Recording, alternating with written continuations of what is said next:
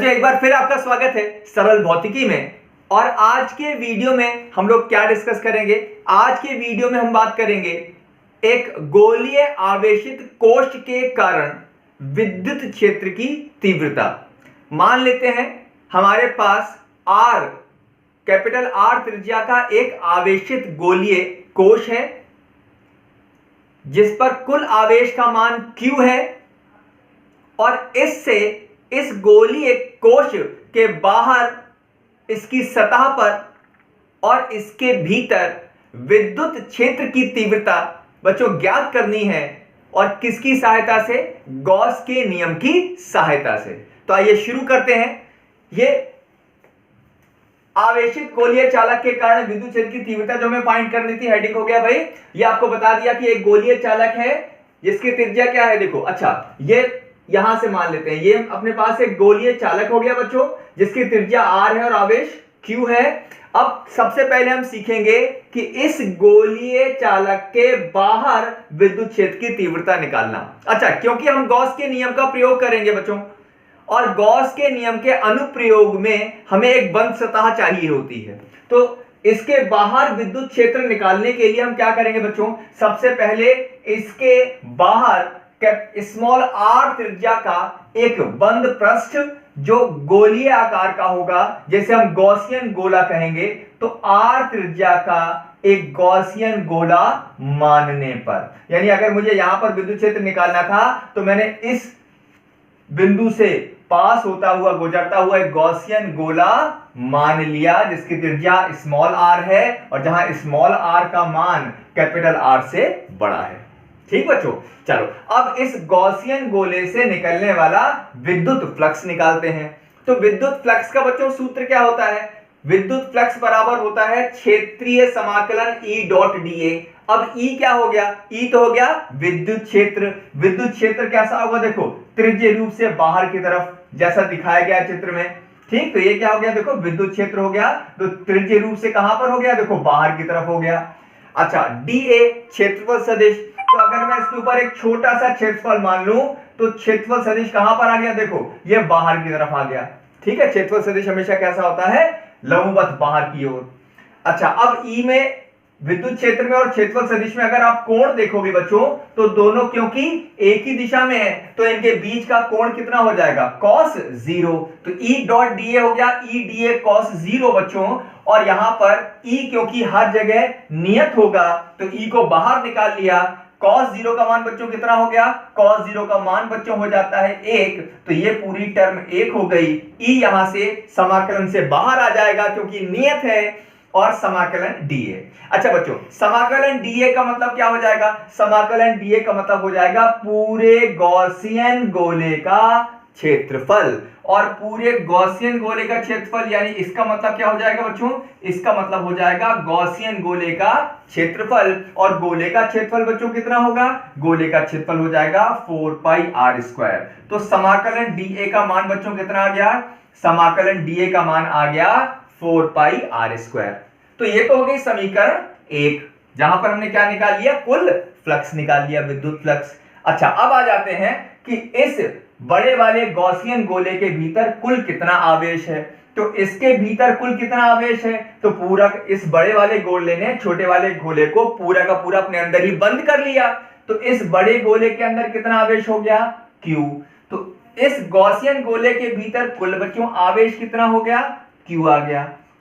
ठीक, अब आते हैं गॉस की प्रमेय। तो बच्चों गॉस की प्रमेय क्या कहती है? गॉस की प्रमेय कहती है कि कुल विद्युत फ्लक्स बराबर होता है कुल आवेश बटे एप्सिलॉन नॉट। तो कुल विद्युत फ्लक्स कितना निकाल लिया हम लोगों ने? देखो E गुणा 4 पाई r², और कुल आवेश कितना हो गया? Q बटे एप्सिलॉन नॉट। ठीक, अब यहां पर इस पूरी 4 पाई r² को बटे में ले जाओ उसके, तो E बराबर क्या हो जाएगा? Q बटे 4 पाई r² एप्सिलॉन नॉट। और यहां पर 4 पाई और एप्सिलॉन नॉट को एक साथ लिख लेते हैं, तो E बराबर आ गया 1/4 पाई एप्सिलॉन नॉट Q बटे r²। तो बच्चों देखो पहला रिजल्ट आ गया कि किसी आवेशित चालक से r दूरी पर जो विद्युत क्षेत्र की तीव्रता होगी वो कितनी होगी? 1/4 4 पाई एप्सिलॉन नॉट क्यू बटे आर स्क्वायर। अब आ जाते हैं बच्चों आवेशित गोलीय चालक की सतह पर विद्युत क्षेत्र। सतह पर विद्युत क्षेत्र निकालने के लिए हमें फिर से एक गॉसियन गोला मानना पड़ेगा, और इस बार मैंने बच्चों जो गॉसियन गोला माना है उसकी त्रिज्या बिल्कुल गोलीय कोश की त्रिज्या से मिली हुई है, यानी गोला लिया और बिल्कुल उसी के ऊपर गोलीय गॉसियन गोला बना दिया है। ठीक है बच्चों, तो r बराबर r त्रिज्या का गॉसियन गोला मानकर जो हमने गॉसियन गोला माना था उसमें कौन सी प्रमेय लगा दें, गॉस की प्रमेय लगा देते हैं। गॉस की प्रमेय फाई बराबर कुल विद्युत फ्लक्स बराबर कुल आवेश बटे एप्सिलॉन नॉट। अच्छा, यहां पर कुल फ्लक्स का मान हो जाएगा बच्चों E dot dA Q total बटे एप्सिलॉन नॉट। अब बात करें E डॉट dA, तो देखो विद्युत क्षेत्र और क्षेत्रफल सदिश पहले की तरह दोनों एक ही दिशा में है बच्चों, क्योंकि दोनों एक ही दिशा में हैं तो ये हो गया E dA cos 0 हो जाएगा बच्चों। और cos 0, अब क्योंकि cos 0 तो बच्चों 1 हो जाता है तो यहां से E बाहर आ जाएगा, cos 0 का मान 1 हो गया बच्चों, तो समाकलन में बचा dA, तो यहां देखो E बाहर आ गया, dA समाकलन, और ये हो गया Q बटे एप्सिलॉन नॉट। यहां मैंने Q टोटल का जो मान है बच्चों, Q टोटल को Q लगा दिया, क्योंकि अभी भी बाहर वाले गोले ने अंदर वाले गोले को ढक रखा है, तो पूरा का पूरा आवेश गॉसियन गोले के अंदर ही है। तो Q टोटल बच्चों किसके बराबर है, Q टोटल भी Q के बराबर हो गया।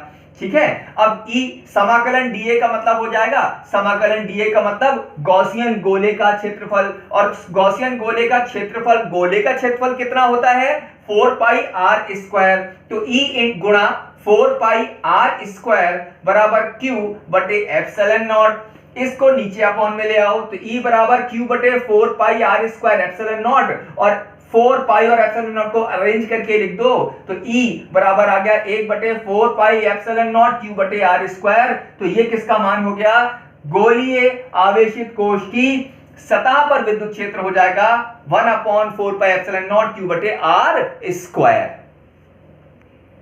और बच्चों अब आ जाते हैं लास्ट बिंदु पर, आवेशित गोलीय चालक के भीतर विद्युत क्षेत्र, यानी जो गोलीय चालक माना था उसके अंदर विद्युत क्षेत्र निकालते हैं। और अंदर विद्युत क्षेत्र निकालने के लिए इसके भीतर एक गॉसियन गोले की कल्पना कर लेते हैं, एक ऐसा गॉसियन गोला जिसकी त्रिज्या गोलीय आवेशित गोलीय कोश की त्रिज्या से कम है। तो मैंने एक गोलीय गॉसियन गोला मान लिया बच्चों जिसकी त्रिज्या कैसी थी, चालक से कम थी। अब ये जो गॉसियन गोला बच्चों माना है, इस गॉसियन गोले में गॉस की प्रमेय लगा देते हैं। तो गॉस की प्रमेय क्या कहती है कि कुल विद्युत फ्लक्स बराबर Q टोटल बटे एप्सिलॉन नॉट। फ्लक्स निकाल देते हैं जैसे हम हर बार निकालते हैं, यहां विद्युत क्षेत्र और E फिर से सेम दिशा में है, तो E dA cos 0 बराबर, अब यहां इंपॉर्टेंट पॉइंट आया, Q टोटल इस बार कितना रखा मैंने, देखो 0 रखा। 0 क्या हुआ बच्चों, क्योंकि जब इस गोले गॉसियन गोले के भीतर आप आवेश देखोगे बच्चों, तो सारा आवेश कहां पर है, सारा आवेश तो बाहर है, सारा आवेश तो यहां है देखो, और इस गॉसियन गोले के भीतर कोई भी आवेश नहीं है। क्योंकि गॉसियन गोले के भीतर कोई आवेश नहीं है तो Q टोटल का मान बच्चों कितना लगा दिया, 0, और 0 बटे एप्सिलॉन नॉट, 0 को किसी से भी भाग करोगे तो आंसर क्या आएगा, 0। तो यहां हो गया E बाहर आ गया, समाकलन dA बराबर 0, समाकलन dA का मतलब हो जाएगा इस गॉसियन गोले का क्षेत्रफल, गॉसियन गोले का क्षेत्रफल कितना हो गया, E गुणा 4 पाई r स्क्वायर बराबर 0। इस 4 पाई r स्क्वायर को 0 के बटे में ले जाओ, लेकिन 0 को किसी से भी भाग करो तो बच्चों आंसर क्या आएगा, 0 आ जाएगा। तो E बराबर कितना आ गया, 0।